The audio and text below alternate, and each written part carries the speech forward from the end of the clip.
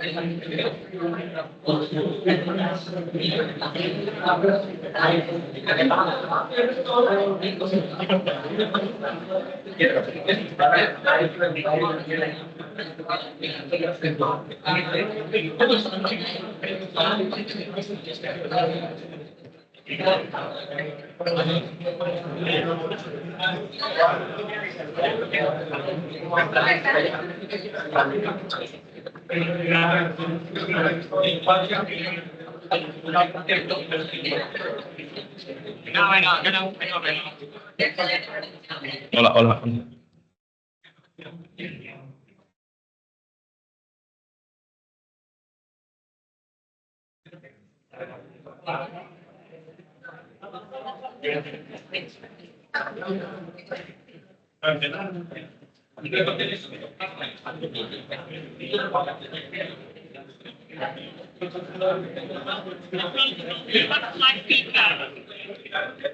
Hazte foto.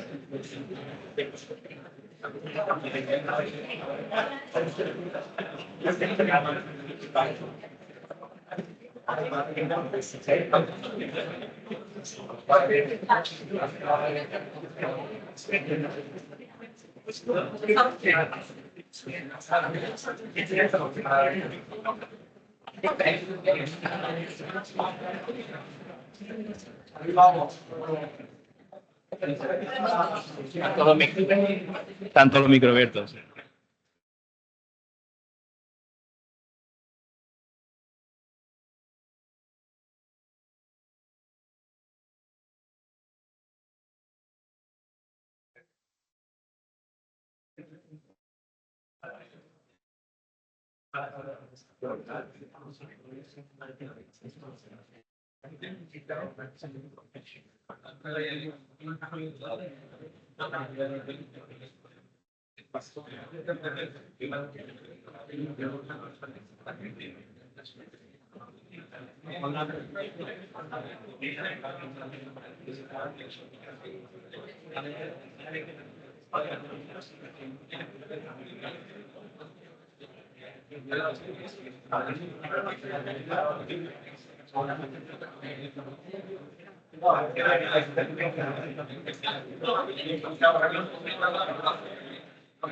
Buena pantalla completa. Aquí atrás.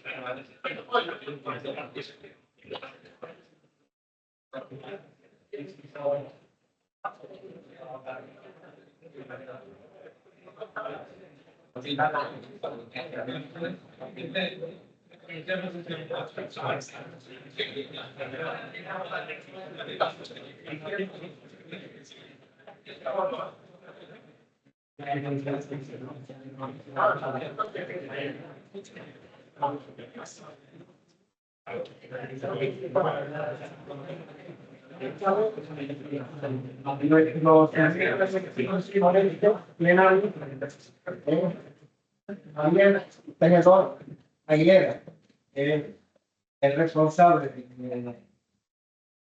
de detección de fraude en Endesa y científico principal del equipo de datos de Endesa.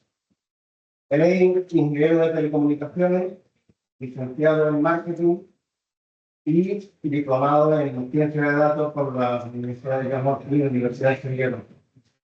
Es experto en Machine Learning, ha participado en muchísimas competiciones en SAGE y maestro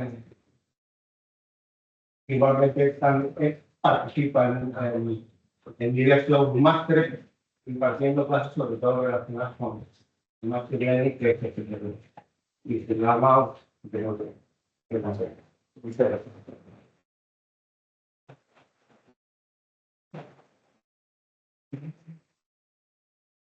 Bueno, muchísimas gracias, Jerónimo, por la presentación y muchas gracias a los organizadores por invitarme a participar. Bueno, yo voy a dar una ponencia más práctica de los retos que nos encontramos luego en las empresas grandes a la hora de aplicar Machine Learning, ¿no? En nuestro caso, bueno, yo estoy en Endesa Distribución, que es una de las empresas, y uno de los problemas que tenemos en todas las empresas de distribución son las pérdidas de energía. Un segundín. Sí que poner en modo presentación, ¿no?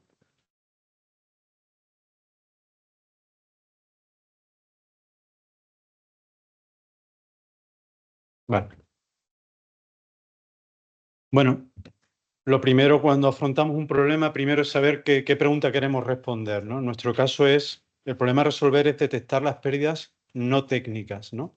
En contraposición de las pérdidas técnicas, que son aquellas pérdidas por el efecto Joule, aquellas pérdidas físicas de transportar la electricidad por los cables o las pérdidas que tenemos en centros de transformación. Estas son un tipo de pérdidas que se acometen de otra manera, optimizando los conductores, etcétera.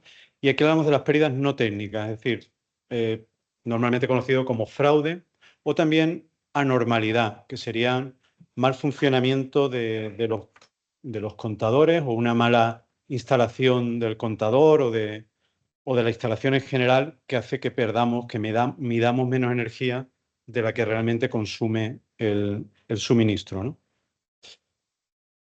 En definitiva, hablamos de averías, mal funcionamiento de equipos en general o fraudes tanto en suministros que tienen contrato como fraudes en suministros que no tienen contrato, que le llamamos en nuestro argot enganches directos, ¿no?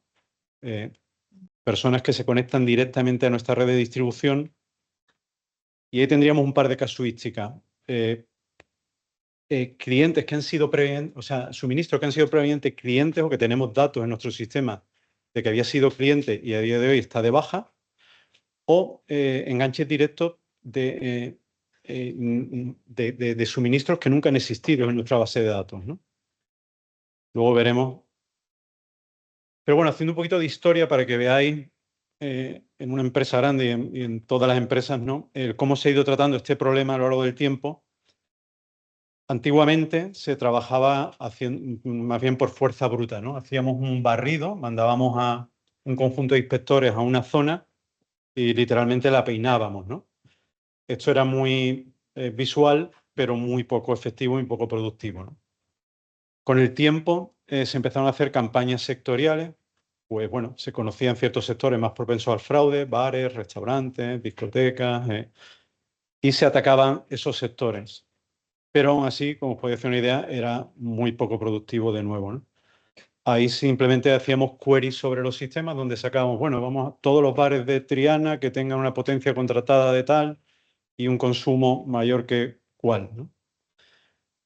Con el tiempo se pasó a campañas analíticas donde ya extraíamos datos de los sistemas y teníamos compañeros expertos en detección de fraude que aplicaban una serie de reglas mucho más complejas e incluso de algoritmos sobre estos datos donde, bueno, pues intentábamos con estas reglas más complejas, si el cliente ha saltado una alarma de que se ha levantado la tapa del contador y además ha descendido el consumo y además ha ocurrido tal cosa, pues era un candidato para que fuéramos a inspeccionar, ¿no? Y con el tiempo, en finales de 2016 y principio de 2017, pues empezamos ya a trabajar utilizando inteligencia artificial, en concreto Machine Learning, ¿no? Esta ha sido nuestra evolución y daros el dato que a día de hoy el 80% del trabajo que hacemos en toda Endesa, pensar que estamos en 5 comunidades autónomas, en Baleares, Cataluña, Aragón, Andalucía y parte de Extremadura y Canarias. Todas esas inspecciones, el 80% salen de modelos de Machine Learning. Tenemos un 1% que sale de campañas analíticas, de reglas que son muy evidentes. Por ejemplo, si una persona tiene consumo y no tiene contrato, directamente hay un fraude. Y el 19% restante viene de avisos que nos dan clientes, ¿no? A lo mejor una persona ve que su vecino está haciendo fraude y lo puede denunciar a través de la web de Endesa Distribución. También nos viene de reclamaciones de clientes que reclaman, oye, que mi contador está averiado, está apagado o lo que sea. Esto sería una pérdida de energía. O de algunas campañas que hacen algunos compañeros más próximos al área. Pero digamos que el 81% sale del Machine Learning. Bueno, esto aquí es bien conocido, pero digamos que la diferencia principal entre la última metodología que teníamos, que era campaña basada en análisis de datos, frente a Machine Learning, en nuestro caso un enfoque supervisado, es que, bueno, cuando utilizamos estas campañas analíticas, lo que hacíamos era extraer datos de los distintos sistemas y teníamos personas, compañeros, expertos en detección de fraude que, pues con Access, con Excel, aplicaban sus reglas, incluso programando, sobre estos datos para determinar qué suministros cumplían ciertas condiciones, ¿no? Aquí, en general, cada una de estas campañas que cumplía esta condición, podemos decir que tenían todos los suministros la misma probabilidad, ¿no? No podíamos ordenarlo de alguna manera de más probabilidad a menos probabilidad de fraude, sino que todos esos cumplían ese criterio, ¿no? Lo que hacemos ahora, pues, es entrenar un modelo. Cogemos datos históricos de todas las inspecciones que hemos ido realizando en el pasado, donde el inspector nos ha ido etiquetando cada inspección, nos ha ido diciendo si había o no había fraude y qué tipo de fraude había, si era un shunt, una doble acometida, un enganche directo, etcétera, los diversos tipos de fraude que hay. Entrenamos al modelo y una vez entrenado lo ponemos en producción y damos datos actuales de todo nuestro suministro, tanto de alta como de baja, lo pasamos por el modelo y nos da un ranking de mayor a menor probabilidad de fraude. Y vamos lanzando a campo según este ranking. Esto es más complejo porque tenemos también otras limitaciones, otras restricciones, que son la capacidad que tenemos. O sea, las inspecciones las hacemos con contratas en campo. Cada contrata, por el contrato que tenemos con ellos, tenemos un volumen mínimo que tenemos que generar de trabajo. Entonces tenemos ciertas restricciones, o sea, no podemos sacar los 10.000 primeros de la lista, sino que tenemos que bajar en la lista porque tenemos otras restricciones a cumplir, ¿no? Deciros, para que os hagáis una idea, que hacemos del orden de 500.000 inspecciones al año, lo cual es una auténtica barbaridad, de las cuales el 80%, como hemos dicho antes, vienen de aquí. Deciros también que trabajamos a dos niveles. A nivel de suministro, es decir, tenemos modelos que entrenamos con cada inspección que se hizo en cada suministro, y aquí trabajamos de una manera supervisada a día de hoy, donde ya hemos dicho que el inspector nos etiquetó cada una de estas inspecciones del pasado. Estamos ahora también probando un modelo no supervisado de detección de anomalías, porque luego veremos que en muchos casos el inspector se equivocó en el pasado. Es decir, cuando nos dijo que hay fraude, efectivamente hay fraude, pero cuando nos dijo que no había fraude, en algunos casos es que no pudo detectarlo. Tanto porque el que hace el fraude, hay fraudes bastante avanzados, sofisticados, lo puede desconectar cuando va el inspector a campo, y entonces el hombre, cuando hace las mediciones, no ve que haya nada, o porque era difícil de detectar. Imaginaros, no sé, una doble acometida, que significa que, aparte del conductor que pasa por el contador, sacas un conductor en paralelo que alimenta parte de tu instalación, ¿no?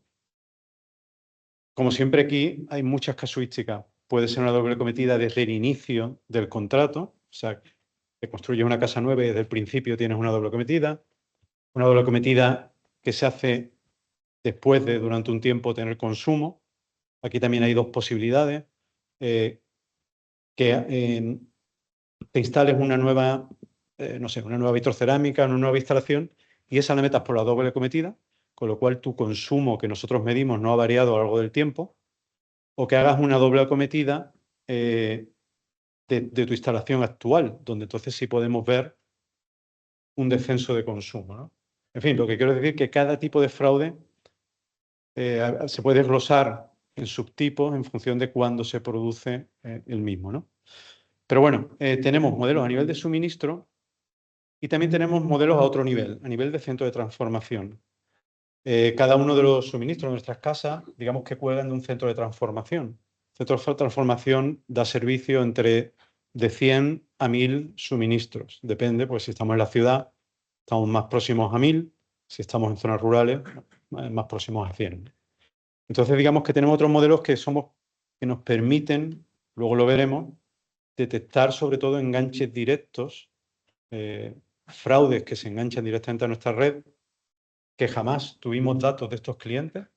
En este caso, por ejemplo, tenemos muchas plantaciones ilegales de marihuana, por ejemplo, donde podemos detectar que si hacemos un balance a nivel de centro de transformación, podemos ver que la energía que entra, que se mide en el centro de transformación, comparada con la suma de energía de los suministros que cuelgan de él, hay una diferencia, ¿no? Entonces podemos saber que hay una pérdida de energía. Entonces tenemos algunos modelos a nivel de centro de transformación que luego comentaremos, ¿no?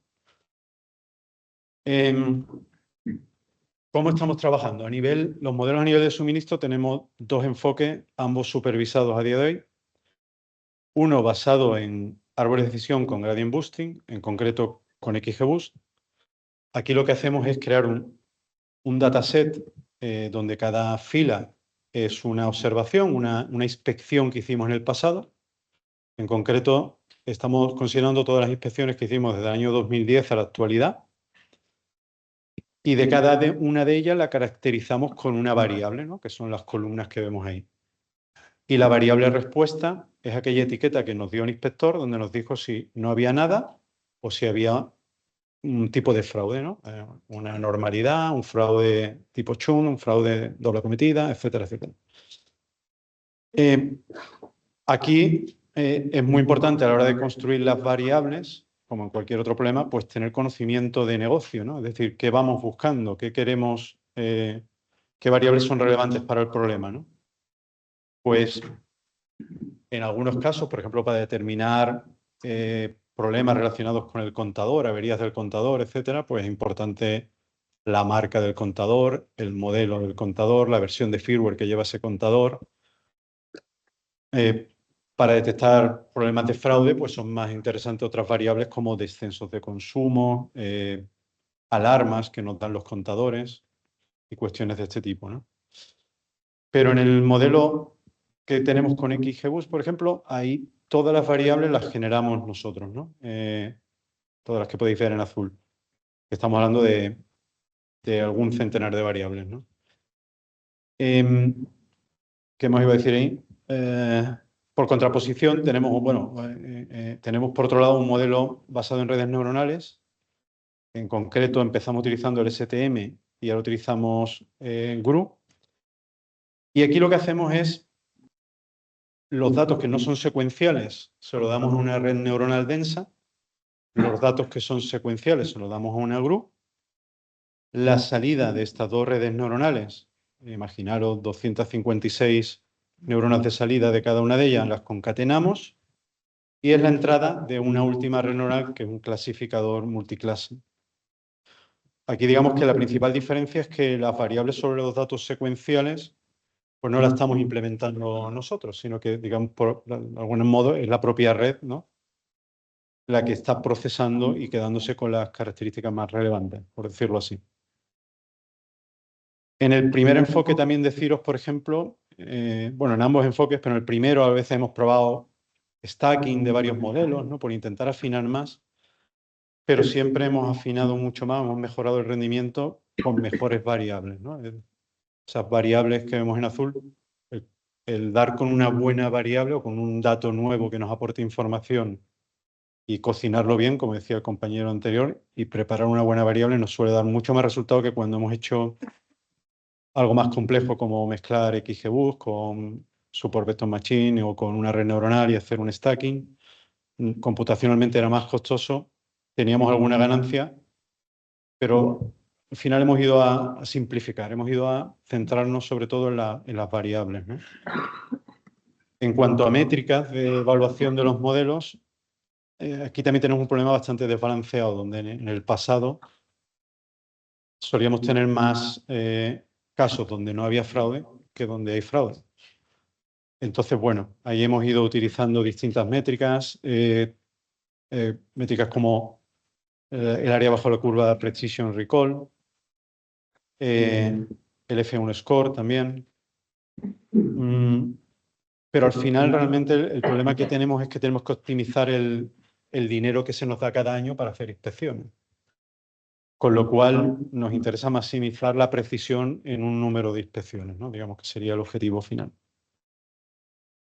Vale, eso era a nivel de suministro. Al nivel de centro de transformación, aquí, como decíamos antes, tenemos dos medidas, ¿no?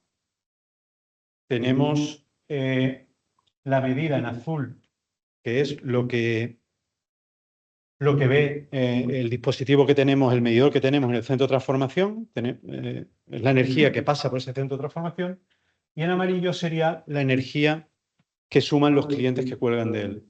Y eso nos deja, en teoría, todos los CTs deberían tener muy similar la curva azul que la curva amarilla, salvo unas pequeñas pérdidas técnicas por distribuir la electricidad desde el centro de transformación hasta cada cliente, ¿no? En muchos casos la pérdida es mínima, pero en otros muchos CTs tenemos una pérdida que es característica, ¿no? Esa curva que queda ahí, en algunos casos ya nos está diciendo qué tipo de fraude hay, ¿no? Sobre todo en zonas, no en el centro de la ciudad, donde tenemos miles de suministros, y entonces son suministros normalmente domésticos mezclados con algunas empresas pequeñas, y ahí la pérdida puede ser difícil de diferenciar, ¿no? Pero imaginaros en un polígono industrial, en una zona más rural, o en una zona también de la ciudad, pero si por ejemplo tuviéramos una marihuana, que tenemos muchos casos de marihuana, estas plantaciones ilegales tienen un consumo muy elevado y también tienen una curva muy característica en su patrón, ¿no? O si tenemos un fraude industrial relevante, también deja un patrón muy característico, donde tenemos una pérdida significativa entre semanas, o a lo mejor también los sábados, pero los domingos es muy baja, porque no hay producción, sencillamente. El problema de los modelos a nivel de centro de transformación es que sabemos que en FSCT hay una determinada pérdida significativa, pero no sabemos dónde exactamente dentro del CT.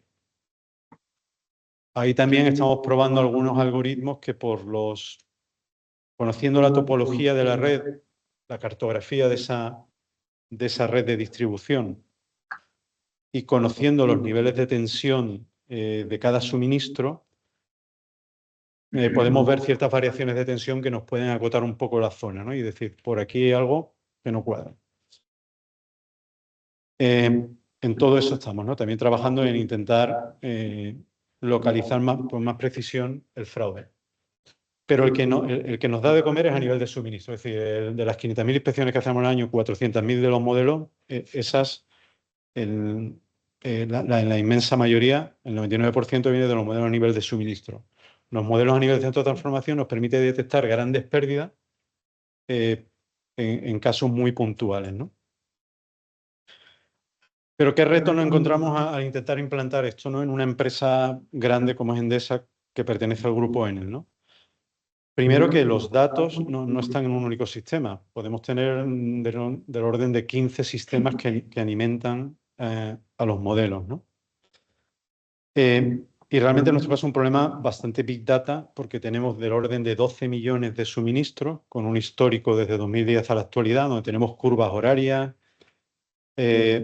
información de otros muchos sensores, como eso que hemos dicho a nivel de centro de transformación, o también tenemos alarmas de los contadores que dan con mucha frecuencia. Es decir, una ingente cantidad de datos, aparte de datos pues típicos de cada suministro, de la marca del aparato que ha instalado, modelo, versión de firmware, comercializadora con la que tienes contratado tu suministro eléctrico, infinidad de datos, ¿no? Con datos también externos que utilizamos como la temperatura, que está muy correlada con el consumo de energía eléctrica y otros muchos datos, ¿no? Entonces, el primer reto fue, oye, ¿cómo gestionamos esta ingente cantidad de datos? Para que os una idea, a día de hoy tenemos del orden de 180 terabytes de datos crudos que nos alimentan estos sistemas, ¿no? Por un lado tenemos un sistema de información geográfica, un sistema comercial, un sistema de medida de los contadores, pero hay dos sistemas. Para los contadores pequeñitos tenemos un sistema, para los contadores grandes hay otro sistema. Hay un sistema para gestionar los trabajos en campo. Es decir, la información está muy distribuida. Cada sistema es de su padre y su madre. Uno está en Oracle, otro en DB2, otro es MongoDB. Entonces, ¿qué hacemos? No nos conectamos directamente al sistema porque cada uno de estos sistemas tenemos gente detrás que está trabajando y la gente de IT no nos permite hacer la query directa sobre el sistema. Lo que hacemos es con los compañeros de IT, hace ya años diseñamos unas interfaces donde diariamente nos van alimentando un data lake.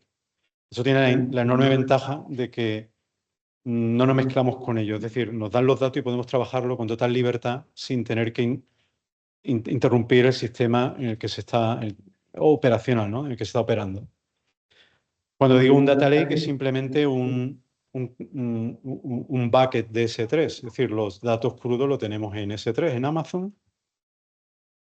Pero claro, es tal la cantidad de datos que tenemos que la manera o sea, el esquema que tenemos de funcionar es diariamente todos los sistemas nos vuelcan información, de aquellos sistemas externos que sacamos datos como de temperatura, diariamente sacamos también los datos, se vuelcan en el S3 y lo que tenemos es un clúster en Amazon con el cual procesamos este Big Data para sacar el dataset de entrenamiento y el dataset de predicción. Esto lo venimos a hacer una vez al mes. Una vez al mes, a día de hoy, reentrenamos y hacemos de nuevo la predicción. Y con eso nos da para todo el mes entregar el trabajo a las distintas contratas que tenemos en campo, ¿no? Bueno, para procesar esta información, claro, aquí tuvimos que tomar decisiones hace ya años, no ahora, sino en 2017. Al final nos decidimos por utilizar Spark, porque nos daba realmente muchas ventajas, ¿no? Era distribuido y nos permitía trabajar con esta ingente cantidad de datos de una manera bastante ágil. Entonces, con Spark, bueno, luego veremos, generamos el tablón de entrenamiento, el tablón de predicción, y luego tenemos otra máquina en Amazon para entrenar y hacer las predicciones de los modelos. Ya estas máquinas pues pueden ser máquinas más normales porque estamos hablando de un dataset que aunque pueda tener 12 millones de filas y algún centenar de columnas, pero bueno, es algo ya gestionable en una máquina más, en una máquina, ¿no? No necesitamos un clúster de máquinas. Podríamos haber utilizado Spark también para implementar los modelos, pero realmente en la práctica nos daba problemas. Las personas, los chicos que tenemos trabajando, luego lo veremos, o trabajan en R o trabajan en Python. Y tener que aprender Spark para hacer todo esto también nos creaba una barrera que no era necesario introducir. Bueno, entonces también tuvimos que decidir, no ahora, sino en 2016, finales, principios de 2017, si utilizar R o Python. Bueno, pues en nuestro caso hemos utilizado R y Python, porque teníamos, por ejemplo, tenemos en el equipo una chica matemática de aquí, de la Universidad de Sevilla, otro chico de estadística de la Universidad de Sevilla, otro de ingeniero de telecomunicación, otro ingeniero informático. La matemática y el estadístico dominaban R, el informático y el de teleco Python. Y el hacer y tenían experiencia, habían trabajado algunos ya en alguna otra empresa y dominaban cada uno su lenguaje, bueno, vimos que no era necesario ni pasar todo a Python ni pasar todo a R. Directamente convivimos bien. Es verdad que nos crea alguna fricción, ¿no? El que domina muy bien R no está tan ducho en Python ni viceversa. Y entonces, bueno, por suerte son 2 y 2 y se pueden, cuando falta uno está el otro y viceversa, ¿no? Luego teníamos otro problema. Cuando trabajamos en Spark tuvimos que decidir qué lenguaje utilizar. Si Scala, que era el lenguaje natural, en nuestro caso decidimos por PySpark, porque era en Python. Y era más natural. Era más natural para los chicos que tenemos que trabajar en Python y finalmente nos va bastante bien, la verdad. Bueno, en este caso, decir, en R trabajamos muchísimo con Data Table, la verdad. Para nosotros es la librería principal de referencia que nos permite utilizar todos los núcleos e hilos y trabajar rápido. Y con ggplot o ggplot para visualización. Y también hacemos el modelo, tenemos modelos en XGBoost en R y también los tenemos en Python o modelos de Deep Learning, que para los modelos de Deep Learning sí que estamos trabajando más en Python, o que también se podría trabajar en R, pero en este caso trabajamos con TensorFlow en Python. En cuanto a otro problema que te encuentras en la empresa, y en las empresas grandes sobre todo, es quién desarrolla esto, la gente de IT o la gente de negocio. Bueno, aquí hay peleas en esto, ¿no? En el caso de Endesa, digamos que la gente de IT ya no desarrolla. La gente de IT casi se ha convertido en intermediarios donde externalizamos el trabajo con empresas externas.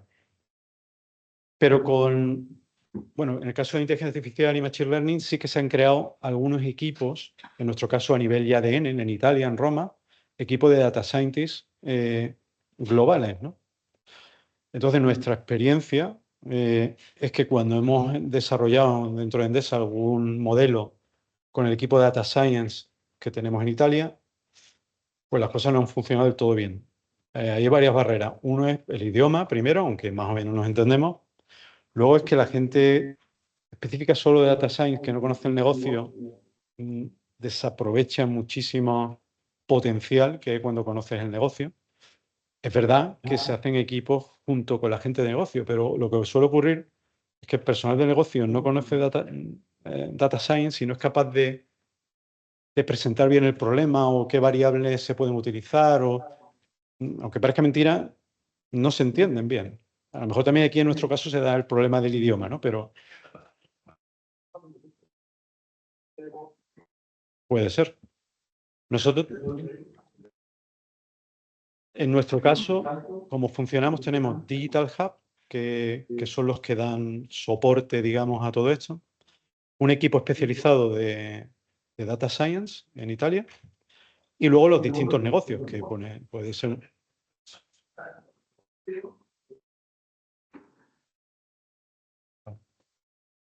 Nuestra experiencia ha sido trabajando de esta manera. Algunos proyectos sí funcionan bien, a lo mejor había que hacer un, no sé, clasificador de reclamaciones, ¿no? Que a lo mejor es algo más estático, lo puedes hacer, ponerlo en producción y olvidarte y a lo mejor al año siguiente ver si hay cambios. Pero nuestra experiencia, por la mía personal, es que ha funcionado muy bien cuando la gente de IT nos da la infraestructura que tenemos en Amazon, nos mantiene las máquinas, nos genera las interfaces con los sistemas. Pero luego tenemos en el negocio el equipo de Data Science, que conoce además de negocio y de modelos predictivos. Realmente son gente, ya te digo, matemática, estadístico, ingeniero de teleco, pero que está inmerso en el negocio y conoce los pormenores y los detalles de negocio, ¿no? A nosotros esto nos está dando un muy buen resultado. No sé si será. Es verdad que tenemos un equipo específico para esto y para más cosas relacionadas con la recuperación de energía. Pues para valorar expedientes. Una vez que detecta el fraude, tienes que saber cuándo empezó el fraude. Se pueden hacer, tenemos otros modelos para otras cosas, ¿no? A nosotros esto nos va muy bien, aunque claro, somos una rara avis, también decirlo, dentro del propio Enel, ¿no? Aunque existen otras unidades como la nuestra, en Market o en otros negocios dentro de Enel. Luego también tuvimos que hacer un cambio cultural dentro del equipo, ¿no? Teníamos inicialmente ingenieros que detectaban fraude, como decíamos, aplicando reglas y programando. Y sobre todo trabajaban con Excel y con Access. Con Access trabajando en Visual Basic y digamos que recibían los datos actuales, ¿no? Por decirlo así, y aplicaban su conocimiento, ¿no? para intentar detectar dónde había fraude. Bueno, lo que hicimos fue fichar a nuevas personas que venían ya pues, con perfil Data Science, que habían hecho algún máster aquí en la Universidad de Sevilla o en otro sitio. Y también hacer un reskilling de la gente de esta gente que eran expertas, pues por lo menos darle formación de Machine Learning e intentar incorporarlos al equipo. Y algunos se reciclaron y colaboran como uno más, ¿no? Realmente hay muchísima formación online que te permite poner más o menos el día.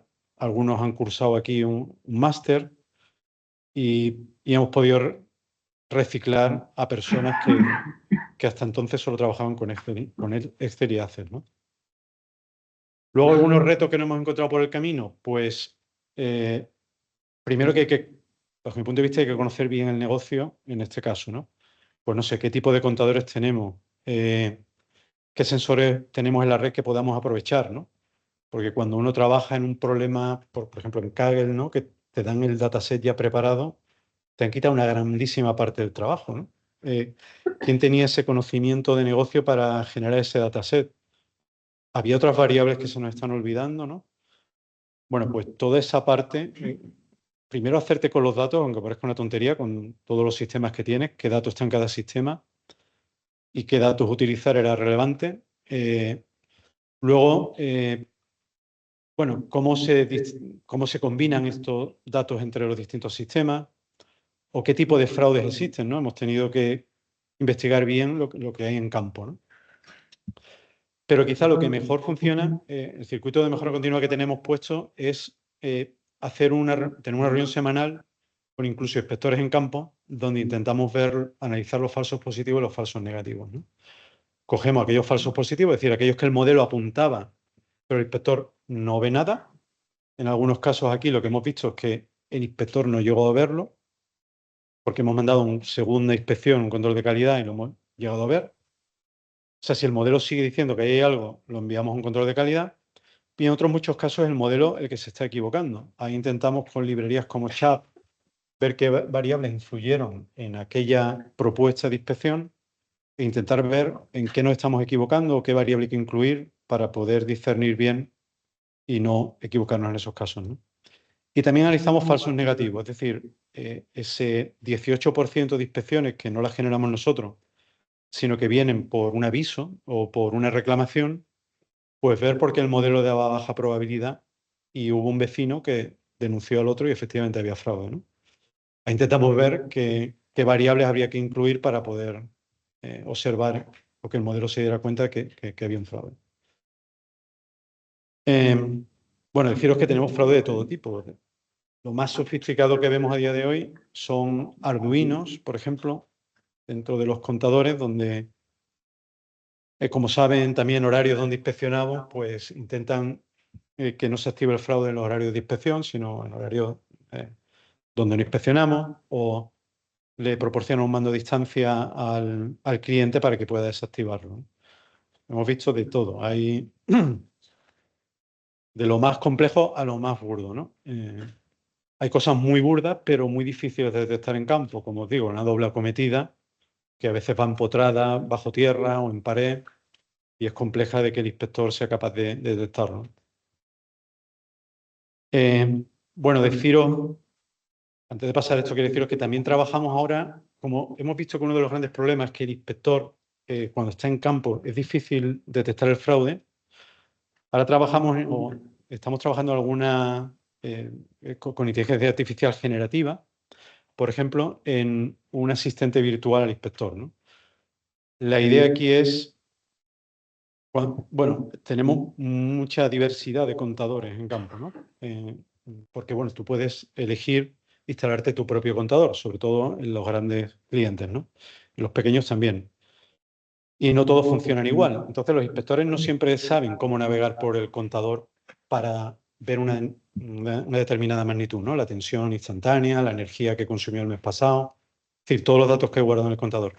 Pues, bueno, una idea con lo que estamos trabajando ahora es, pues, con una aplicación en el móvil tipo ChatGPT con voz, porque el tío va con los guantes puestos, como podéis ver aquí en la imagen, es un poco complicado estar operando con el móvil, poder hacerle una pregunta y con RAG, con información adicional específica de cada contador, por ejemplo, o de cómo hacer una inspección, que el asistente virtual le pueda contestar alguna pregunta. Por ejemplo, puede decir, estoy delante de un contador de la marca tal, ¿cómo podría ver la energía activa exportada en el mes anterior?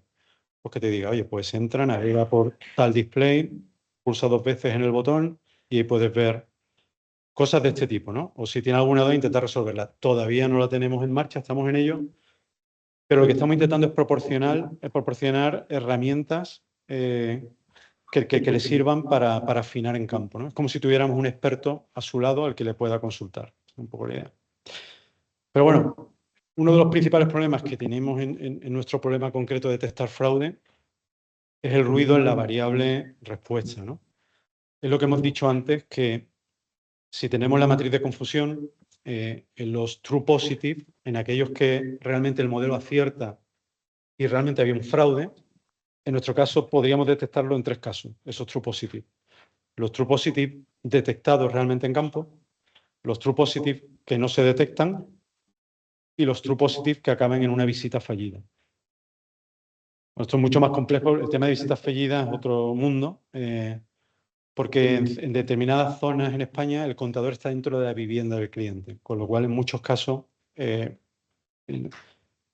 cliente no te abre la puerta, ¿no? Está en su derecho a no abrirte la puerta. Ahí también trabajamos en otras mejoras tecnológicas que directamente conectándonos al cable podamos dialogar con el contador sin tener que entrar. Entonces, como si estuviéramos delante del contador para poder comprobar la energía que se le está suministrando al cliente con la que está midiendo el contador. Sí, pero por ejemplo en Barcelona, en Cataluña, es muy típico que el contador esté en el interior. De hecho, de los 12 millones tenemos un parque de 2 millones que es interior. Y en este tenemos mucha más propensión al fraude, obviamente, que en los otros. Y el problema es luego demostrar que había un fraude, ¿no? Pero bueno, con estas herramientas también... ¿El tubo del imán? Sí, pero eso era antiguamente, efectivamente, en los electromecánicos se le ponía un imán y podía... Exactamente. Ahora... Totalmente. Ahora deciros que el parque completo está ya telegestionado. Son contadores electrónicos, con lo cual tenemos infinidad de datos, nos podemos conectar en remoto. ¿Usamos qué? Exacto. Bueno, pues este ha sido Nada. Ese es uno de los grandes retos, el cómo combatir ese ruido que tenemos en la variable respuesta, ¿no? Es decir, que tenemos el dataset bastante contaminado, sobre todo en los ceros, es decir, en aquellos que el inspector nos dijo que no había nada, pero realmente sí lo hay, ¿no? Ahí probamos con varias técnicas. Una es que podemos hacer también un ranking, ¿no?, de cada inspector, de su tasa de acierto de fraude, para poder descartar ciertos ceros y no presentárselos al modelo. Hemos probado también con generar fraudes sintéticos para alimentar al modelo con algunos tipos de fraude que se pueden simular bastante bien. En fin, hay varias estrategias por ahí que probamos.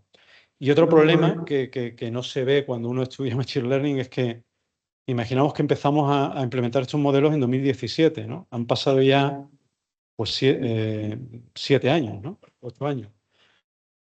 Bueno, pues estos 15 sistemas que os hablaba antes, de los 15 sistemas que teníamos al inicio, ninguno sigue a día de hoy siendo el mismo. Han cambiado por el camino, ¿no? Porque la empresa ha ido optimizando estos sistemas y han cambiado de tecnología o dos sistemas los han unificado en uno. En muchos casos esto no es ningún problema, es simplemente que el sistema que te da el dato es otro y el dato sigue siendo el mismo. Pero en la mayoría de las veces, o en muchas de las veces, el sistema es completamente diferente. La manera de operar del sistema, por ejemplo, el sistema de trabajos en campo, ha cambiado completamente. ¿Esto en qué nos afecta? No solo en que una variable categórica ahora tenga otras categorías, ¿no?, que tú podrías mapear, sino que el modelo de datos es diferente. Entonces, un reto aquí es cómo hacer que los datos sigan siendo homogéneos a lo largo del tiempo a pesar de que te cambien el sistema. Es como si, bueno, no sé, visto de otra manera, si te dieran datos climáticos, pero ahora te los dan de otra manera, con otra frecuencia, a lo mejor no te dan el dato a nivel de estación, sino, imaginaros, entonces tienes que tener, ahí está el arte de intentar conseguir que el dato siga siendo homogéneo para que no nos afecte, ¿no?, en el aprendizaje del modelo. Y bueno, prácticamente esta era un poco la idea de que vierais un poco en la realidad, ¿no?, que aparte del propio Machine Learning y lo que todos conocemos de ciencia de datos, hay otros problemas que se dan en la realidad que también hay que lidiar con ellos para hacer que los modelos funcionen. Pero lo que sí que es verdad es que la IA de verdad nos está permitiendo hacer las cosas de una manera mucho más eficiente en relación a cómo trabajábamos antes. Bueno, pues por mi parte esto es todo. Si tenéis alguna pregunta.